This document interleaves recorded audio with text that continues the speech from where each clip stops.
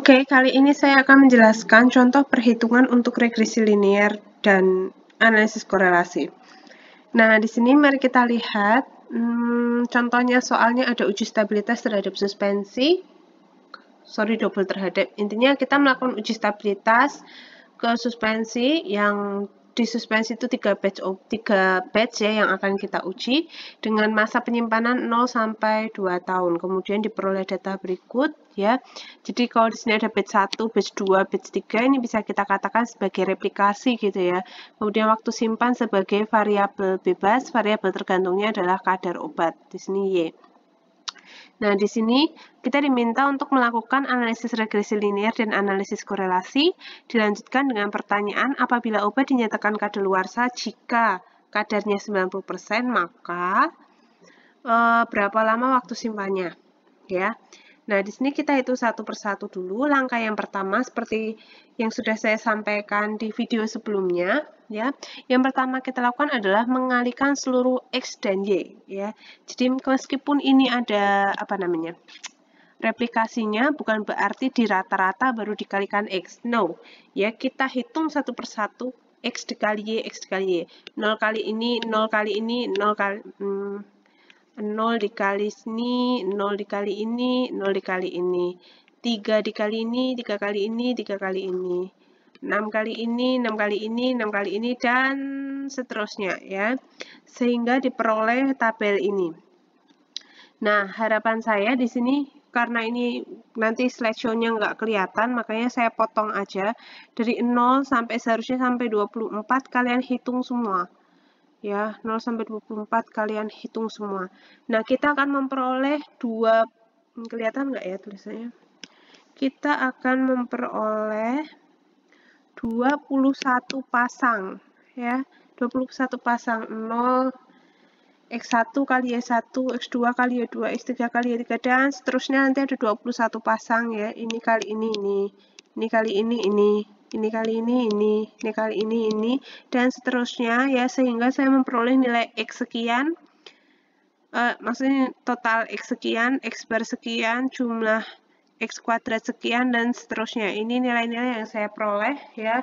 Nanti bisa kalian coba sendiri. Ingat bagaimana cara memperoleh jumlah X kuadrat adalah X-nya dikuadratkan dulu baru dijumlahkan ya. Begitu juga dengan total Y kuadrat, berarti Y-nya dikuadratkan dulu baru dijumlah. Oke. Nah, kemudian setelah saya memperoleh nilai ini, tinggal saya masukkan aja ke rumus nilai B itu dapat dari mana. Nah, nilai B-nya dari ini semua ya. N ini adalah 21 pasang ini. Jumlah XY itu seperti yang di video saya jelaskan ya, adalah ini. Kemudian jumlah X itu ada di sini. Jumlah X ada di sini, terus jumlah Y ada di sini. Ya. Semoga paham ya. Kemudian jumlah N ya. Biar nggak tersesat, tak hapus dulu.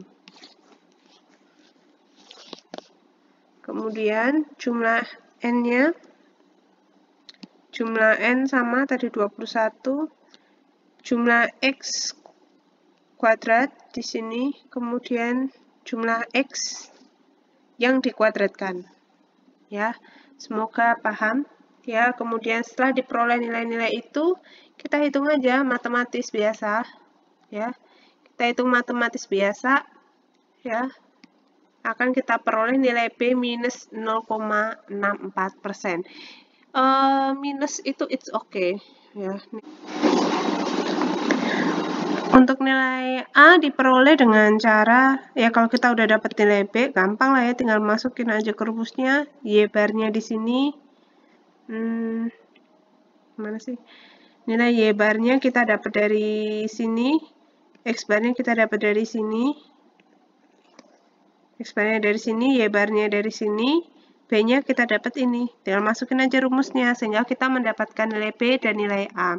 Kemudian, kalau kita buat persamaan regresinya adalah Y sama dengan 101,32 dikurangi 0,64 X. Ya, ingat ya, maksud makna dari B itu apa, makna dari A itu apa. Ya, jadi ingat A itu menyatakan besarnya nilai variabel Y jika X itu 0. Jadi A itu menyatakan besarnya variabel Y jika X adalah 0. Jadi A adalah kadar obat ketika masa simpannya 0. Ya. Begitu juga dengan B. B itu merupakan slope di mana menyatakan besarnya perubahan nilai Y jika X berubah 1 unit. Jadi kalau waktu simpannya saya tambahi 1 bulan, maka persennya akan berubah minus 0,64. Setiap saya tambahkan penyimpanan 1 bulan, akan berkurang kadarnya 0,64% gitu ya. Nah, kemudian ini saya hanya memberikan contoh perhitungan tentang validasi regresi menggunakan ANAVA. Yang pertama, kita tentukan dulu hipotesisnya, di mana H0 itu adalah beta sama dengan 0, di mana beta adalah nilai slope populasi, di mana disini menyatakan tidak ada hubungan. Loh, mungkin kalian bingung, loh, sama dengan tapi kok tidak ada hubungan, itu maksudnya gimana, Bu? Ya, ini penjelasannya seperti ini. Kalau misalnya, kok merah? Tunggu. Kalau misalnya saya punya grafik gitu ya, grafiknya seperti ini gitu. Kalau grafiknya seperti ini kan kita pasti punya nilai B karena ada kemiringan di sini, ya enggak? Nah, kalau kita punya grafik, ya, itu tidak ada kemiringannya sama sekali. Itu kan 0, gitu. Ketika B-nya itu adalah 0, ingat tadi B adalah besarnya perubahan nilai Y jika X berubah, berarti kan tidak ada perubahan Y dengan pergantian X berapapun, gitu. Nah, disitu kan berarti menyatakan tidak ada hubungan antara X dan Y, berarti tidak ada hubungan antara masa simpan dan kadar. Makanya di sini kalau misalnya dalam validasi regresi menggunakan ANAVA, beta sama dengan 0 itu menyatakan tidak ada hubungan karena konsep dasar grafik ini. Ya, kemudian hipotesis alternatifnya ketika beta tidak sama dengan 0, ya, ketika kita punya nilai slope, berarti ada hubungan di antara kedua variabel tersebut. Nah, kemudian kita hitung titik kritisnya berapa. Kita ketahui misalnya taraf kepercayaan 95%, maka titik kritisnya adalah 0,05%. 0,05, sorry. Kemudian kita hitung JKT, JKR, dan JKG seperti rumus yang sudah saya sampaikan menggunakan notasi-notasi yang sebenarnya sudah ada di tabel ini juga, ya. Jadi tabel ini sangat berfungsi. Nah, kemudian saya memperoleh nilai JKT, JKR, dan JKG yang akhirnya saya ringkas dalam tabel ringkasan ANOVA. Saya nggak akan menjelaskan lagi bagaimana cara memperoleh ini. Kalian bisa cek lagi di penjelasan tentang ANOVA sebelumnya, ya. Kemudian di sini ditentukan F kritisnya. F kritisnya diperoleh 4,38. Lalu karena F itu lebih besar dari F kritis, maka H0-nya ditolak. Jadi bisa kita katakan hubungan linearnya valid. Jadi validitas itu lebih menyatakan benar nggak sih hasil regresi linearmu ini gitu.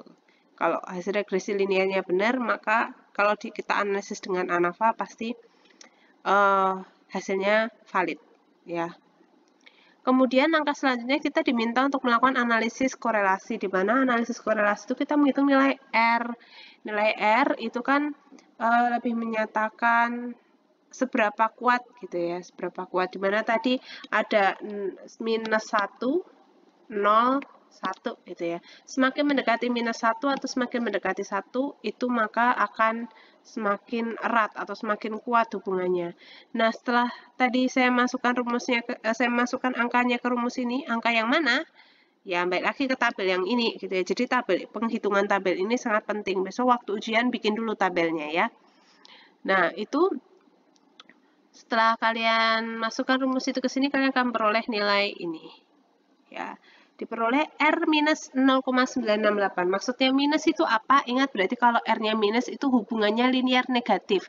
Semakin bertambahnya X, maka Y akan berkurang. Ya, hubungannya adalah perbandingannya terbalik, berbanding terbalik, bukan berbanding lurus ya. Kemudian R kuadrat ini lebih menyatakan seberapa perubahan dari Y itu seberapa besar dipengaruhi oleh X. Jadi kalau R kuadratnya sekian berarti 93,7%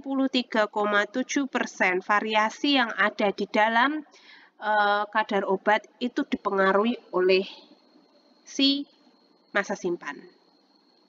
Gitu ya. Kemudian setelah itu pertanyaan yang kedua kita diminta untuk menghitung masa simpannya jika kadar Y-nya 90% ya. Maka kadarnya 90% itu adalah nilai Y, kita masukin aja dari rumus persamaan regresi linear yang kita peroleh. Kita dapat nilai, kita punya Y 90, maka berapa X-nya? Nah, ketemu 17,68 bulan. Gitu ya, semoga ngerti. Semangat!